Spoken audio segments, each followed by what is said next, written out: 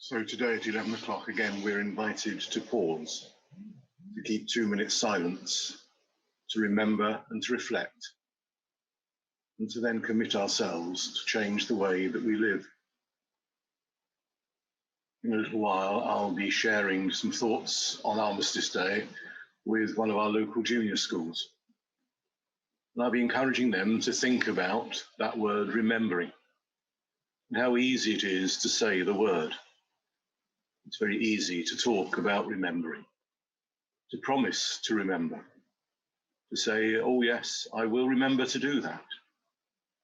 But then often other things overtake us. We become distracted. We live in the moment, and we quickly forget the things that we have promised to do, the things that we're meant to be remembering.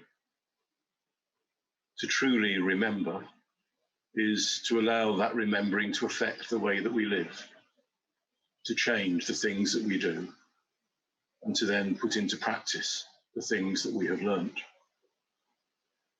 As well as being Armistice Day, today is also the feast of St. Martin of Tours. St. Martin, a Roman soldier in the 4th century, became a Christian and found that he couldn't hold together his Christian practice with being a soldier in the Roman army. And so he left and became a monk, and from there came on to be the Bishop of Tours. One of the most famous stories of St. Martin relates to his cloak. When still as a soldier, in the early days of his Christian faith, he saw a beggar on the streets and instantly took out his sword, cut his cloak in half, and shared his cloak with that beggar. In a dream that night, he saw Christ, and Christ referred to the fact that he had been clothed that day by a Christian exploring their faith. If we truly remember the events of World War I and the conflicts that have followed since, if we truly want to show that those events and the costs of life that they have involved are things that we remember, then we need to allow them to change the way that we live.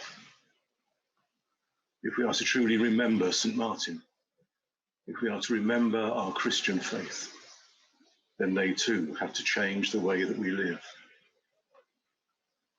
So today at 11, if you paused and prayed, or even now, if you can pause and reflect, think about what it is that you need to change.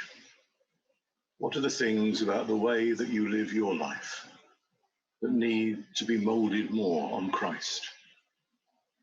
What are the things that we say or do, the actions that we take, that do not bring peace into our world, that do not build peaceful relationships with others, that do not enable us to show that not only do we say we remember, but we live out that remembrance each and every day of our lives.